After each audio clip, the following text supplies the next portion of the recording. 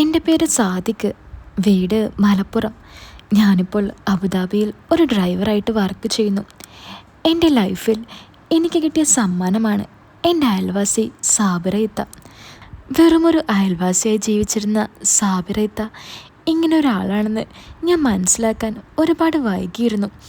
ഇത് ഏത് വഴിയാണ് എന്നിലേക്ക് എത്തിയതെന്നറിയാൻ ഈ കഥ ഫുള്ളായിട്ട് കേൾക്കാൻ ശ്രമിക്കുക. കുറച്ച് വർഷങ്ങൾക്ക് മുമ്പ്, അതായത് ഞാൻ അബുദാബിയിലോട്ട് ജോലിക്ക് വരുന്നതിന് മുമ്പ്, +2 പൊട്ടിയ ഞാൻ കൂട്ടുകാരൻ്റെ ഒരു ഫാൻസി കടയിൽ ജോലിക്ക് കയറി. കട അവൻ്റെ അല്ല കേട്ടോ, അവൻ്റെ ഉപ്പാൻ്റെയാണ്. സീസണിൽ മാത്രം തിരക്കും, ബാക്കിയുള്ള സമയത്തെല്ലാം ഈച്ച ഓടിച്ചിരിക്കലുമാണ് എൻ്റെ പണി. പിന്നെ ഒരു സമാധാനം എന്താണെന്ന് വെച്ചാൽ നല്ല കിളികൾ വരും. അവരോടുള്ള സംസാരവും തട്ടലും മുട്ടലുമായിരുന്നു. അങ്ങനെ ഇരിക്കെ ഒരു ദിവസം 3 പെൺകുട്ടികൾ കടയിലേക്ക് വരുന്നു. 3 നല്ല മൊഞ്ചത്തി കുട്ടികൾ. ആ സമയം ഞാൻ മാത്രമേ കടയിൽ ഉണ്ടായിരുന്നുള്ളൂ. സാധാരണ അവൻ്റെ ഉപ്പയിടക്ക് ഉണ്ടാവാറുണ്ട്. വന്ന പെൺകുട്ടികൾ പുതിയ മോഡൽ കമ്മൽ തിരയാൻ തുടങ്ങി. ഞാൻ ഓരോന്നായി കാണിച്ചു കൊടുത്തു. എത്ര കാണിച്ചു കൊടുത്തിട്ടും അവർക്കങ്ങോട്ട് ഇഷ്ടപ്പെടുന്നുണ്ടായില്ല. എനിക്കാണെങ്കിൽ ആ മൊഞ്ചത്തിമാരുടെ മുന്നിൽ പിടിച്ചു നിൽക്കാനും പറ്റുന്നുണ്ടായിരുന്നില്ല. അമ്മാതിരി സൗന്ദര്യമായിരുന്നു അവർക്ക്. ഒരുത്തിക്ക് പറ്റുമ്പോൾ മറ്റവൾക്ക് പറ്റില്ല. അവൾക്ക് ഇഷ്ടപ്പെടുന്നത് അടുത്തവൾക്ക് പറ്റില്ല. കടയിൽ വേറെ കസ്റ്റമേഴ്സ് ഒന്നും ഇല്ലാത്തതുകൊണ്ട് ഉള്ളതെല്ലാം അവരുടെ മുന്നിലേക്ക് വെച്ചു കൊടുത്ത് ഞാൻ അവിടെ ഒരു മൂലയിൽ പോയിരുന്നു. എൻ്റെ മുന്നിലുള്ള കണ്ണാടിയിലൂടെ എനിക്കവരെ നല്ലതുപോലെ കാണാമായിരുന്നു. ഞാൻ അവർ അറിയാതെ അവരെ നോക്കിയിരുന്നു. പെട്ടെന്നൊരുത്തി ഒരു കമ്മലെടുത്ത് എൻ്റെ മുന്നിലുള്ള കണ്ണാടിയിലേക്ക് നോക്കി. ഞാനത് കണ്ടതും അറിയാതെ കൈകൊണ്ട് കാണിച്ചു കൊള്ളാമെന്ന്. അത് കണ്ടതും അവൾ ചിരിച്ച് കൂട്ടുകാരോട് പറഞ്ഞു എനിക്കത് മതിയെന്ന്. ഞാൻ കണ്ണാടിയിലൂടെ അവളെ നോക്കിക്കൊണ്ടിരിക്കുകയാണെന്നാണ് അവൾ വിചാരിച്ചിരിക്കുന്നത്. പിന്നെ ഇടയ്ക്കിടയ്ക്ക് അവളെന്നെ നോക്കാൻ ആരംഭിച്ചു. ഞാൻ ഒട്ടും വിട്ടുകൊടുത്തില്ല.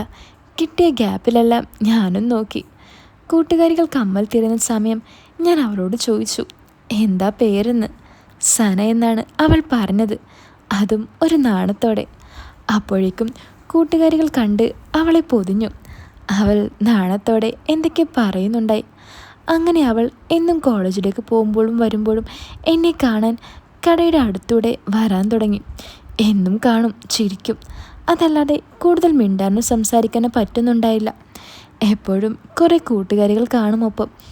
എനിക്കാണെങ്കിൽ അവൾ വരുന്ന സമയം ചിലപ്പോൾ കസ്റ്റമേഴ്സ് ഉണ്ടാകും, അല്ലെങ്കിൽ ഓണർ ഉണ്ടാകും കടയിൽ.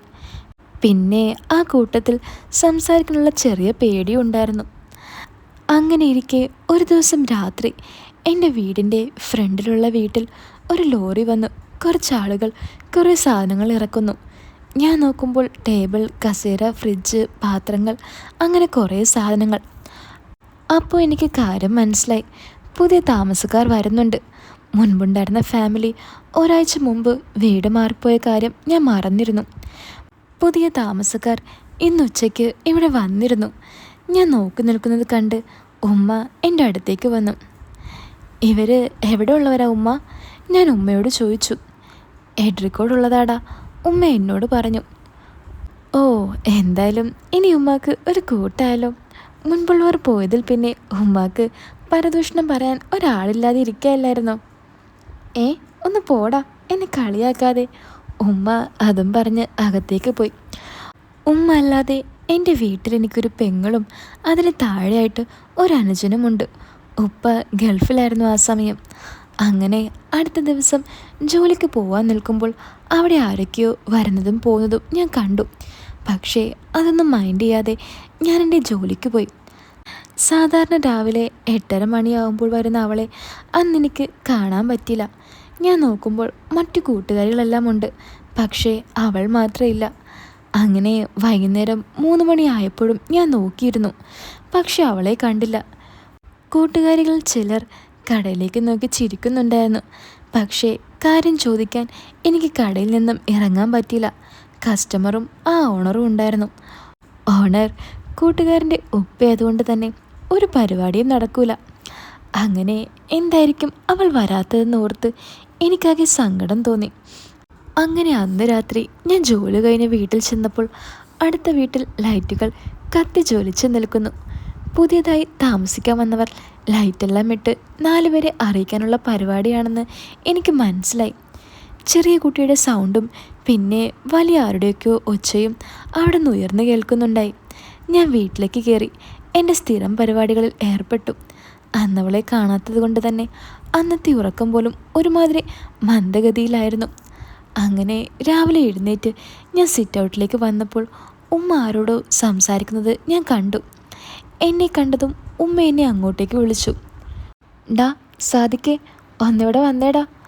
ഷർട്ട് പോലും ഇട്ടിട്ടില്ലാത്ത ഞാൻ ഒരു തോർത്ത് തോളിലിട്ട് അങ്ങോട്ടേക്ക് ചെന്നു. ഞാൻ നോക്കുമ്പോൾ ഒരു സുന്ദരിയായ ഇത്ത, നല്ല ചുവന്ന ചുണ്ടും നല്ല വെളുത്ത നിറവും ആവശ്യത്തിന് തടിയുമെല്ലാം കൊണ്ടും എൻ്റെ കണ്ണിൽ ആ കാഴ്ച ഒരു കുളിർമ നൽകി. ഇതെൻ്റെ മൂത്ത മകനാ എന്നും പറഞ്ഞ് ഉമ്മ എന്നെ ഇത്തക്ക് പരിചയപ്പെടുത്തി. ഞാൻ ഇത്തയുടെ മുഖത്തേക്ക് നോക്കിയൊന്ന് ചിരിച്ചു. എൻ്റെ ചിരി കണ്ട ഇത്ത പറഞ്ഞു, ഞങ്ങൾ നിൻ്റെ പുതിയ അയൽവാസികളാ, ഇടയ്ക്കൊക്കെ അങ്ങോട്ടൊരു കണ്ണ് വേണം, ഞാനും കുട്ടികളും മാത്രമേ ഉള്ളൂ അവിടെ. ഇത് കേട്ട് ഞാൻ ഉമ്മയൊന്ന് നോക്കി. എൻ്റെ നോട്ടം കണ്ട് ഉമ്മ പറഞ്ഞു, എടാ അത് ഇത്തയുടെ ഭർത്താവ് 2 ദിവസം കഴിഞ്ഞാൽ ഗൾഫിൽ പോകും, പിന്നെ അവിടെ മുതിർന്നവരാരുമില്ല, അതുകൊണ്ടാ അങ്ങനെ പറഞ്ഞതെന്ന്. ഓ അതിനെന്താ, എന്തുണ്ടെങ്കിലും ഇത്ത വിളിച്ചാൽ മതി, ഞങ്ങളൊക്കെ ഇവിടെ തന്നെ ഉണ്ട്, ഞാൻ ഇത്തയോട് പറഞ്ഞു. ഉമ്മിച്ചി ഒന്നിവിടെ വന്നേ. പെട്ടെന്നാണ് ആ ശബ്ദം ആ വീടിനകത്തുനിന്ന് ഞാൻ കേട്ടത്. എൻ്റെ കണ്ണ് നേരെ വീടിൻ്റെ അടുത്തേക്ക് സൂം ചെയ്തു. ഒരു കയറും കയ്യിൽ പിടിച്ചുകൊണ്ട് ദാ വരുന്നു എൻ്റെ സന. ഇവളോ, ഇവളെന്താ ഇവിടെ? എൻ്റെ മനസ്സ് എന്നോട് തന്നെ ചോദിച്ചു. കയറും പിടിച്ചു വന്ന അവൾ എന്നെ കണ്ടതും ഒരൊറ്റ നിൽപ്പ്. അവളുടെ ആ നിൽപ്പ് കണ്ടപ്പോൾ പിന്നെ ചുറ്റിലൊന്നും കാണാൻ പറ്റുന്നുണ്ടായിരുന്നില്ല എനിക്ക്. എന്നെ കണ്ട അവളുടെ അവസ്ഥയും അതുതന്നെയായിരുന്നു. എന്താടി, എന്തിനായിപ്പോയി കയർ? അവളുടെ ഉമ്മ അവളോട് ചോദിച്ചു. എന്നെ കണ്ട അത്ഭുതം വിട്ടുമാറാതെ അവൾ പറഞ്ഞു, ഇതിപ്പോൾ എവിടെ ഒന്ന് കെട്ടുക, എൻ്റെ ഡ്രസ്സൊക്കെ ഒന്ന് വിരിക്കണം. ഡി തൽക്കാലം നീ അത് അവിടെ വെച്ചേക്ക്, ഞാൻ വന്ന് വിരിച്ചോളാം. നീ പോയി വല്ലതും കഴിച്ച് കോളേജിലേക്ക് പോ, ഇന്നലെ തന്നെ പോയിട്ടില്ലല്ലോ, അവളുടെ ഉമ്മ അവളോട് പറഞ്ഞു. എന്നെ കണ്ട സന്തോഷം പുറത്ത് കാണിക്കാതെ അവൾ അവിടുന്ന് വീടിൻ്റെ അകത്തേക്ക് ഓടി. എൻ്റെ മകളാ, ഇനി ഒരാളും കൂടിയുണ്ട്, ഉപ്പയെ കെട്ടിപ്പിടിച്ചുറങ്ങാം, ഞാൻ പോയി എഴുന്നേപ്പിക്കട്ടെ എന്നും പറഞ്ഞ് ഇത്ത അവിടെ നിന്ന് പോയി. ഡാ നീ പല്ലേച്ചോ, വാ നിനക്ക് ചായ തരാം. ഉമ്മ എന്നെയും വിളിച്ച് അകത്തേക്ക് നടന്നു. ഞാൻ ഉമ്മയോട് ചോദിച്ചു, ഉമ്മ ആ ഇത്തയുടെ പേരെന്താ? സാബിറ എന്നാടാ, ഉമ്മ പറഞ്ഞു. എന്തായാലും മകളെക്കാളും സുന്ദരിയാ ഉമ്മ, ഞാൻ മനസ്സിൽ പറഞ്ഞുകൊണ്ട് ആ വീട്ടിലേക്ക് ഒന്ന് കണ്ണോടിച്ചു. പെട്ടെന്നാണ് എൻ്റെ ശ്രദ്ധയിൽപ്പെട്ടത് ജനൽ വഴി ആരോ നോക്കുന്നത്. ഞാൻ സൂക്ഷിച്ചു നോക്കിയപ്പോൾ കണ്ടത് അവൾ എന്നെ നോക്കിക്കൊണ്ട് നിൽക്കുന്നതാണ്. അവളെ കണ്ട ഞാൻ ചെറുതായി ഒന്ന് കൈപൊക്കി കാണിച്ച് ചിരിച്ചു. ദാ വരുന്നു അവളുടെ ഉപ്പ, അവളുടെ കുഞ്ഞനിയനെ മുക്കി പിടിച്ചുകൊണ്ട് സിറ്റ് ഔട്ടിലേക്ക്. ഞാൻ വേഗം വീടിൻ്റെ അകത്തേക്ക് വരഞ്ഞു. മനസ്സ് മുഴുവൻ അറിയിക്കാൻ പറ്റാത്ത സന്തോഷമായിരുന്നു. പക്ഷേ ഉള്ളിൽ വേറൊരാഗ്രഹം കയറിയോ എന്ന് എനിക്കന്ന് മനസ്സിലാക്കാൻ പറ്റിയില്ല. അങ്ങനെ ദിവസങ്ങൾ കടന്നുപോയി. ഞാൻ സനയുമായി കൂടുതൽ അടുത്തു. ചില ദിവസങ്ങളെല്ലാം അവൾ കോളേജിലേക്ക് പോകുന്ന വഴി ഞാൻ അവളോട് സംസാരിക്കാൻ തുടങ്ങി. അവൾക്ക് ഫോണില്ലാത്തതുകൊണ്ട് അവൾ ഇടയ്ക്കൊക്കെ അവളുടെ ഉമ്മ, അതായത് സാബറീത്ത കാണാതെ വീട്ടിലെ ലാൻഡ് ഫോണിൽ നിന്നും വിളിക്കാനും തുടങ്ങി. ഒരു ഞായറാഴ്ച ദിവസം ഞാൻ കടയിൽ സനയുമായി ഫോൺ ചെയ്തുകൊണ്ടിരിക്കുകയായിരുന്നു. 5-6 കസ്റ്റമേഴ്സ് ചെരുപ്പും മറ്റും നോക്കിക്കൊണ്ട് നിൽക്കുന്നുണ്ടായി. പെട്ടെന്നായിരുന്നു ഓണറിൻ്റെ വരവ്. ഞാൻ കസ്റ്റമേഴ്സിനെ ശ്രദ്ധിക്കാതെ ഫോൺ ചെയ്തുകൊണ്ടിരിക്കുന്നത് കണ്ട് അയാൾ എന്നെ അവരുടെ മുന്നിൽ വെച്ച് നല്ല ചീത്ത പറഞ്ഞു. അതിനുശേഷം ഞാൻ പിന്നെ ആ കടയിലേക്ക് പോയിട്ടേയില്ല. അല്ലെങ്കിൽ തന്നെ സനയെ കാണാനായിരുന്നു ഞാൻ അങ്ങോട്ട് പോയിക്കൊണ്ടിരുന്നത്. ഇപ്പോൾ സന വീടിൻ്റെ അടുത്ത് വന്നപ്പോൾ ഇനിയിപ്പോൾ അയാളുടെ ചീത്തവിളിയും കേട്ട് അവിടെ നിൽക്കേണ്ടെന്ന് ഞാൻ വിചാരിച്ചു. പിന്നെ മഴക്കാലം കഴിയുന്നതുകൊണ്ട് കളി ഗ്രൗണ്ടെല്ലാം സെറ്റായിരുന്നു. ഒരു ക്രിക്കറ്റ് ഭ്രാന്തനായി എനിക്ക് വൈകുന്നേരത്തെ കളി ഉപേക്ഷിക്കാനും പറ്റില്ലായിരുന്നു. അതുകൊണ്ട് തന്നെ ഞാൻ തൽക്കാലം ജോലിക്ക് പോക്ക് അങ്ങ് നിർത്തി. സന കോളേജിലേക്ക് പോകുമ്പോൾ പോയി കാണുകയും സംസാരിക്കുകയും ചെയ്യും. പിന്നെ അവളുടെ ഫോൺ വിളിയും. അങ്ങനെ ഇരിക്കുമ്പോൾ ഒരു ദിവസം ഞാൻ കളിക്കാൻ പോകാൻ വീട്ടിൽ നിന്നും ഇറങ്ങുമ്പോൾ സാബിറ ഇത്ത ഓടി വന്ന് എന്നോട് ചോദിച്ചു, സാദിക്കെ, നീ എവിടേക്കാണ് പോകുന്നത്? അത് ഞാൻ കളിക്കാൻ പോകണിത്ത. ഞാൻ മറുപടി പറഞ്ഞു. എടാ, നീ പോയി കുറച്ച് ചിക്കൻ മേടിച്ചുകൊണ്ട് വരുമോ? വീട്ടിൽ ഇന്ന് കുറച്ച് വിരുന്നുകാർ വരുന്നുണ്ട്. എവിടെയാണെങ്കിൽ പോകാനായിട്ട് ആരുമില്ല. ഇത്ത ആദ്യമായിട്ട് ഒരു കാര്യം ചോദിക്കുമ്പോൾ പറ്റില്ലെന്ന് പറയാൻ എനിക്ക് പറ്റിയില്ല. ഞാൻ പോകാമെന്നും പറഞ്ഞ് ഇത്ത തന്ന 500 രൂപയും വാങ്ങിപ്പോയി 1 കിലോ ചിക്കൻ വാങ്ങിച്ച് ഇത്താക്ക് കൊടുത്തു. 1 കിലോ ചിക്കൻ എന്ന റേറ്റ് 230 ആയതുകൊണ്ട് ബാക്കി 270 രൂപ കറക്റ്റ് ഞാൻ ഇത്തയുടെ കയ്യിൽ ഏൽപ്പിച്ചു. അതിൽ പിന്നെ ഇത്താക്ക് എന്നെ ഭയങ്കര കാര്യമായി. എന്നും കാണലും ചിരിക്കലുമായി ദിവസങ്ങൾ വീണ്ടും കടന്നുപോയി. ഇടയ്ക്കൊക്കെ ഉമ്മ അങ്ങോട്ടും ഇത്ത ഇങ്ങോട്ടും വരാൻ തുടങ്ങി. അങ്ങനെ അവർ നല്ലൊരു ബന്ധം തുടർന്നു. ഒരു ഞായറാഴ്ച ദിവസം ഒരു കല്യാണത്തിന് പോകാൻ വേണ്ടി ഞാൻ കുളിക്കാൻ കയറി. ഈ സമയം ഉമ്മയെ കാണാൻ ഇത്ത വന്നിട്ടുണ്ടായിരുന്നു. ഉമ്മയും ഇത്തയും സംസാരിച്ചുകൊണ്ടിരിക്കുമ്പോൾ ഞാൻ ഇത്ത ഉള്ളതറിയാതെ ഒരു തോർത്തുമുണ്ടും ഉടുത്ത് നേരെ ഇത്തയുടെ മുന്നിലേക്ക് ഇറങ്ങി. എന്നെ കണ്ട ഇത്ത എന്നെ ഒന്ന് അടിമുടി നോക്കി. ഞാൻ എന്ത് ചെയ്യണമെന്നറിയാതെ റൂമിലേക്ക് പോയി. പകുതി വെള്ളം ദേഹത്ത് തന്നെ ഉള്ളത് കണ്ട് ഉമ്മ പറഞ്ഞു, ഡാ, നിനക്ക് നല്ലോണം ആ വെള്ളം ഒന്ന് തുടച്ചു കളഞ്ഞൂടെ? അത് കേട്ട് ഇത്ത ചോദിച്ചു, എവിടേക്കാണ് അവൻ കുളിച്ചൊരുങ്ങി പോകുന്നത്? അത് അവനൊരു കല്യാണമുണ്ട്, അതിനുള്ള ഒരുക്ക, ഉമ്മ ഇത്തയോട് പറഞ്ഞു. റൂമിൽ നിന്നും ഞാൻ ഇത്തയുടെ സംസാരമെല്ലാം ഒളിഞ്ഞു കേട്ടു. നല്ല സ്മൂത്തായിട്ടുള്ള സൗണ്ടും നല്ല പക്വതയുള്ള സംസാരവുമായിരുന്നു ഇത്തയുടേത്. എന്നെ നോക്കിയ ആ നോട്ടം എൻ്റെ കണ്ണിൽ നിറഞ്ഞു നിന്നു. എന്തോ വീണ്ടും ഇത്തയോടുള്ള ആഗ്രഹം എന്നിൽ പടർന്നു പന്തലിച്ചു. അങ്ങനെ ഇരിക്കെ സനയ്ക്ക് അവളുടെ ഉപ്പ ഗൾഫിൽ നിന്നും ഒരു ഫോൺ കൊടുത്തു വിട്ടു. പിന്നീട് അങ്ങോട്ട് ഞങ്ങൾ രാത്രിയോ പകലെന്നോ ഇല്ലാതെ വിളിയോട് വിളിയായിരുന്നു. രാത്രി ഇത്ത ഉറങ്ങിയതിനു ശേഷം അവൾ വിളിക്കാൻ തുടങ്ങും. പിന്നെ അങ്ങോട്ട് വിളിയും കളിയുമെല്ലാം കഴിയണമെങ്കിൽ ഒരു 3-4 മണി കഴിയും. അപ്പോഴേക്കും ഞാൻ വിടാനുള്ളത് എല്ലാം വിട്ടു കഴിഞ്ഞിരിക്കും. അങ്ങനെ ഓരോ ദിവസങ്ങൾ കടന്നു പോയിക്കൊണ്ടിരിക്കുമ്പോൾ ഫോണിലൂടെയുള്ള ആ സംസാരങ്ങളും മറ്റ് പരിപാടികളും മടുത്തു. ഇനിയുള്ളതെല്ലാം നേരിലാവാമെന്ന് ഞാൻ അവളോട് പറഞ്ഞു. അവൾക്കാണെങ്കിൽ ഞാനത് പറയുമ്പോൾ ഭയങ്കര സന്തോഷമായിരുന്നു. എൻ്റെ വീട്ടിലേക്കല്ലാതെ ഇത്ത വേറെ പുറത്തേക്കൊന്നും അധികം പോകാറില്ല. അതുകൊണ്ട് തന്നെ എനിക്കവളുടെ വീട്ടിൽ കയറാൻ പറ്റിയ ഒരവസരം കിട്ടിയില്ലായിരുന്നു. തടി ഇളകാതെ വെട്ടിമുണങ്ങി ശീലമായി എനിക്ക് പിന്നെ ജോലിക്ക് പോകാനും തോന്നിയില്ല. കോളേജിൽ നിന്നും സന വിളിക്കുമ്പോൾ വീടിൻ്റെ ഫ്രണ്ടിലുള്ള റോഡിൽ പോയി ഞാൻ അവളോട് സംസാരിക്കും. അതാകുമ്പോൾ എനിക്ക് അവിടെ നിന്ന് നോക്കിയാൽ ഇത്തയും കാണാം. ചില ദിവസങ്ങളിൽ എല്ലാം ഞാൻ കുറുകിക്കൊണ്ട് നിൽക്കുന്നത് ഇത്ത കാണാറുണ്ട്. ഇത്താക്കറിയില്ലല്ലോ ഇത്തയുടെ മകളോട് തന്നെയാണ് ഞാൻ ഈ കുറുകുന്നതെന്നും. കോളേജിൽ നിന്നും എപ്പോൾ ഫ്രീ ടൈം കിട്ടിയാലും അവൾ എന്നെ വിളിക്കും. ചില സമയം ഒന്നും ഞാൻ കോൾ എടുക്കില്ല. അങ്ങനെ ഒരു ദിവസം ഞാൻ റോഡിൽ നിന്നും അവളോട് സംസാരിക്കുമ്പോൾ ഇത്ത എന്നെ വിളിച്ചു. ഞാൻ ഫോൺ താഴേക്ക് പിടിച്ച് ഇത്തയുടെ അടുത്തേക്ക് ചെന്നു. ഡാ സാദിക്കേ, നീ ഈ TV ഒന്ന് നോക്കിക്കേ, എന്താണെന്നറിയില്ല, രാവിലെ മുതൽ ഓൺ ആകുന്നില്ല. എവിടെയെന്ന് ചോദിച്ച് ഞാൻ ഇത്തയുടെ പുറകിൽ അവരുടെ വീട്ടിലേക്ക് നടന്നു. എനിക്ക് അറിയാവുന്ന വിധത്തിൽ എല്ലാം നോക്കിയിട്ടും TV ഓണാകുന്നുണ്ടായില്ല.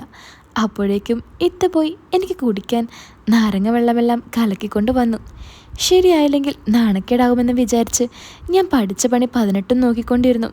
പെട്ടെന്ന് ഇത്ത എന്നോട് ചോദിച്ചു, ഇപ്പോൾ എന്താ പരിപാടി? വേറെ വല്ല ജോലിയും നോക്കുന്നുണ്ടോ എന്ന്.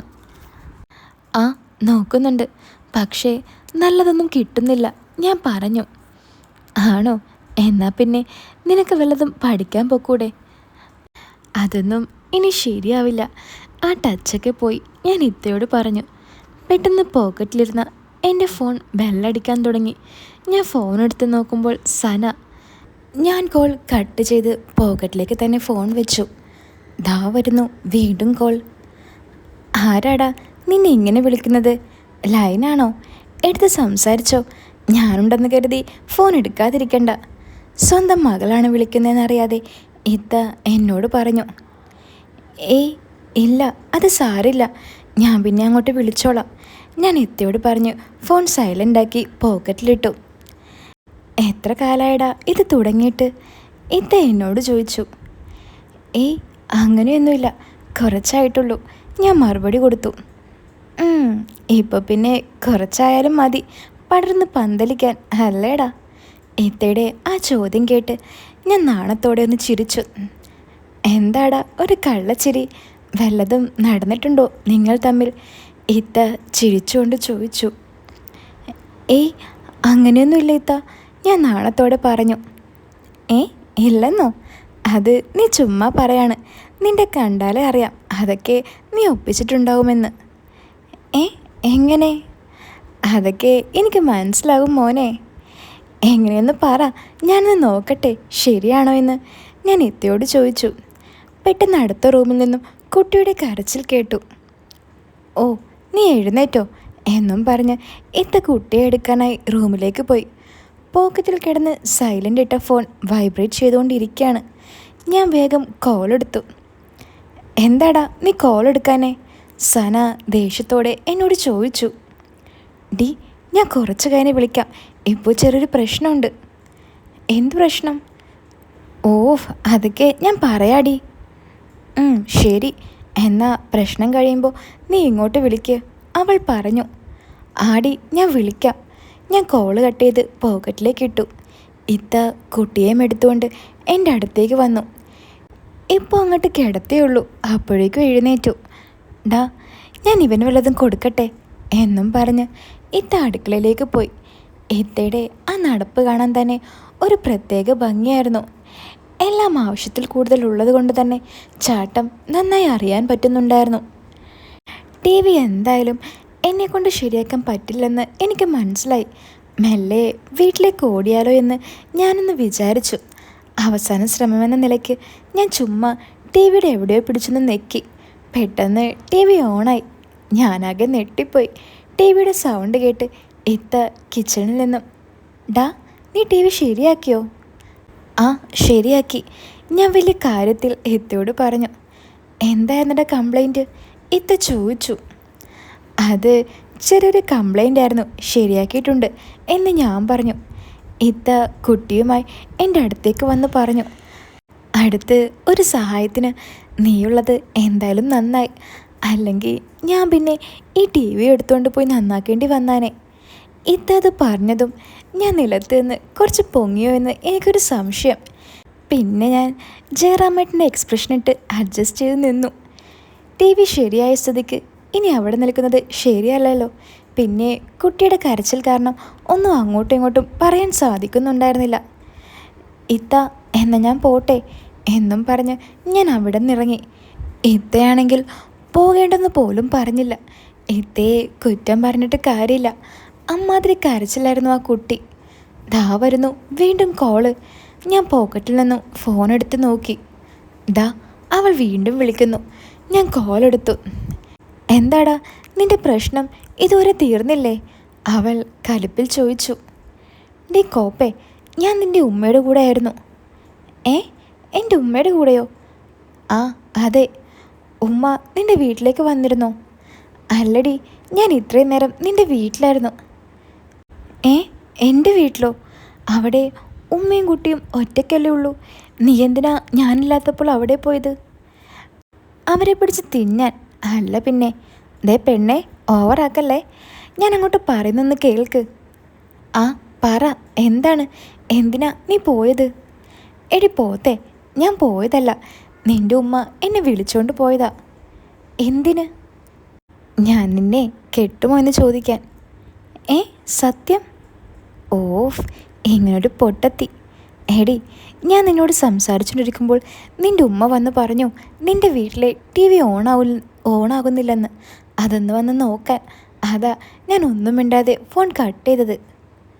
ഓ, അതായിരുന്നോ? ആ, അത് തന്നെ.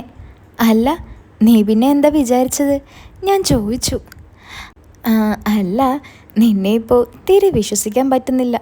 നീ ചിലതൊക്കെ ചെയ്യണമെന്നും പറഞ്ഞ് നേരിട്ട് കാണണമെന്നും പറഞ്ഞ് നടക്കല്ലേ. അതുകൊണ്ട്? അല്ല, എനിക്ക് ഈ ആണുങ്ങളെ തീരെ വിശ്വാസമില്ല. ഇപ്പോഴത്തെ ആണുങ്ങൾക്കെല്ലാം വയസ്സായവരുടെ നോട്ടം. ഓ, അതൊക്കെ നീ എങ്ങനെ അറിഞ്ഞു? അതൊക്കെ ഞാൻ അറിഞ്ഞടാ. പറ, എങ്ങനെ അറിഞ്ഞു? ഞാനൊന്ന് കേൾക്കട്ടെ. അത് പിന്നെ എൻ്റെ കൂട്ടുകാരികൾക്ക് പറഞ്ഞറിയാം. ഓ, നിന്റെ കൂട്ടുകാരികൾ അത് മാത്രമേ പറഞ്ഞുള്ളൂ, വേറൊന്നും പറഞ്ഞില്ലേ? വേറെന്ത് പറയാൻ? അല്ല, ഈ ആണുങ്ങൾക്ക് അവരാഗ്രഹിക്കുന്നത് അവരുടെ കാമുകിമാർ കൊടുക്കേണ്ട സമയത്ത് കൊടുത്തില്ലെങ്കിൽ അവർ വല്ല ഇടത്തും പോയി കാര്യം സാധിക്കുമെന്ന്. ഓ, മോൻ്റെ ഉദ്ദേശം എനിക്ക് മനസ്സിലായി. അങ്ങനെ പോയാൽ നിന്റെ കൈയും കാര്യം ഞാൻ തല്ലി ഒടിക്കും. ഓ, അപ്പോൾ നീ തരില്ലെന്നാണോ? ഡാ, ഞാൻ തരാമെന്ന് പറഞ്ഞതല്ലേ, നീ എന്തിനാ ഇങ്ങനെയൊക്കെ പറയുന്നേ? എപ്പോഴും ഇങ്ങനെ തരാമെന്ന് പറഞ്ഞാൽ പോരാ, എപ്പോൾ തരുമെന്ന് പറ. ഏടാ, അത് നാളെ നോക്കട്ടെ. പറ്റില്ല, എനിക്ക് ഇന്ന് രാത്രി തന്നെ വേണം. ഇന്ന് രാത്രിയോ? പറ്റില്ലടാ, ഉമ്മ കണ്ട ആകെ പ്രശ്നമാകും. അതൊന്നുമില്ല, ഞാൻ രാത്രി വീട്ടിലേക്ക് വരാം. നീ പുറകിലെ വാതിൽ തുറന്നു തന്നാൽ മതി. അയ്യോ, എനിക്ക് പേടിയാ, ഞാൻ വരില്ല, ഉറപ്പായിട്ടും വരില്ല. എന്നാ ഞാൻ പോണ്, എനിക്ക് കുറച്ച് പണിയുണ്ട്. അതും പറഞ്ഞ് ഞാൻ ദേഷ്യത്തിൽ കോൾ കട്ട് ചെയ്തു. അവൾ വീണ്ടും വീണ്ടും എന്നെ വിളിച്ചു, പക്ഷേ ഞാൻ കോൾ എടുത്തില്ല. കുറച്ച് കഴിഞ്ഞ് അവൾ വിളിക്കാതെയായി. എനിക്കെന്തോ നല്ല വിഷമം തോന്നി. ഞാൻ അങ്ങോട്ട് വിളിച്ചാലോ എന്ന് വിചാരിച്ചു, പക്ഷേ ഞാൻ വിളിച്ചില്ല. കുറച്ച് സമയത്തിന് ശേഷം അവൾ വിളിച്ചു. അപ്പോഴേക്കും എനിക്ക് ചെറുതായിട്ട് ഒരു ജാട കയറി. ഞാൻ കോൾ എടുത്തില്ല. ഞാൻ നോക്കുമ്പോൾ അവളുടെ ഒരു മെസ്സേജ്, ക്ലാസ്സിലാണ് സാർ ഉണ്ടെന്ന്.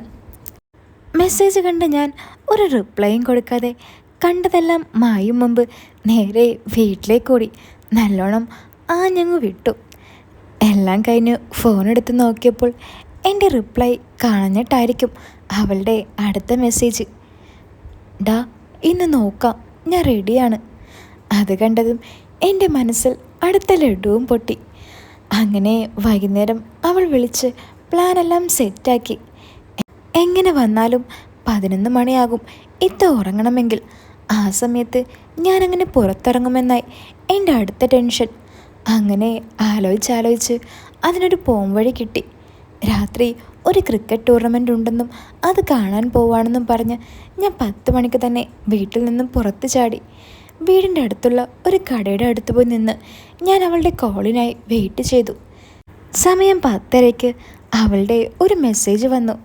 ഞാനെടുത്ത് അത് വായിച്ചു നോക്കി. ഞാൻ വിളിക്കും, അപ്പോൾ നേരെ വീടിൻ്റെ ഇടത് സൈഡിലൂടെ വീടിൻ്റെ ബാക്കിലേക്ക് വരണം. വാതിൽ തുറന്ന് കിടന്നാൽ മാത്രം നേരെ കയറി വരണം, ഇല്ലെങ്കിൽ കൊട്ടാനോ തട്ടാനോ നിൽക്കരുത്. ഞാൻ തുറക്കുന്നവരെ കാത്തു നിൽക്കണം എന്നായിരുന്നു ആ മെസ്സേജ്. വിചാരിച്ച പോലെ അല്ല, ഇതിനൊക്കെ കുറച്ച് പണിയുണ്ടെന്ന് എനിക്ക് അപ്പോഴാണ് മനസ്സിലായത്. ചെറിയ പേടി ഉള്ളിൽ നിറഞ്ഞു തുടങ്ങി. പെട്ടെന്ന് അവളുടെ കോൾ വന്നു. ഞാൻ കോൾ എടുത്തു. ഡാ, നീ എവിടെയാ? പതിഞ്ഞ ശബ്ദത്തിൽ അവൾ ചോദിച്ചു. ഞാനിവിടെ കടയുടെ മുന്നിലുണ്ട്, ഞാൻ മറുപടി പറഞ്ഞു. ആരും കാണുന്നില്ലേ നിന്നെ? 1-2 പേര് കണ്ടു. എന്നിട്ട് എന്തായി സമയം ഇവിടെ നിൽക്കുന്നതെന്ന് ചോദിച്ചു. ഞാൻ പറഞ്ഞു കൂട്ടുകാരനെ കാത്ത് നിൽക്കാണെന്ന്. അല്ല, എന്തായി, അവിടെ ഉമ്മ ഉറങ്ങിയോ? അത് ഉറങ്ങിയോന്ന് ചോദിച്ചാൽ ഉറങ്ങിയിട്ടൊന്നുമില്ല. ഇത്ര നേരമായിട്ട് ഉറങ്ങിയിട്ടില്ലേ? പിന്നെ ഞാൻ എങ്ങനെ വരും? ഓ, ചൂടാവല്ലേ മോനെ, ഞാൻ എന്ത് ചെയ്യാനാ, കുട്ടി ഉറങ്ങാത്തതുകൊണ്ടാണ്.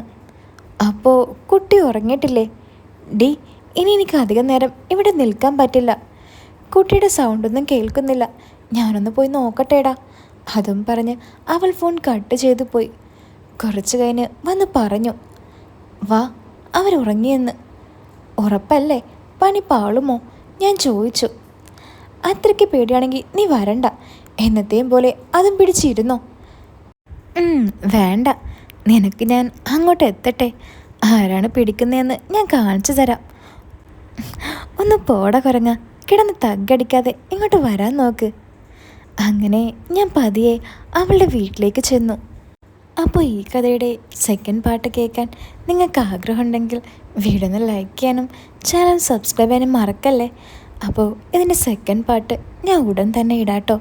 എല്ലാവരും കാത്തിരിക്കുക.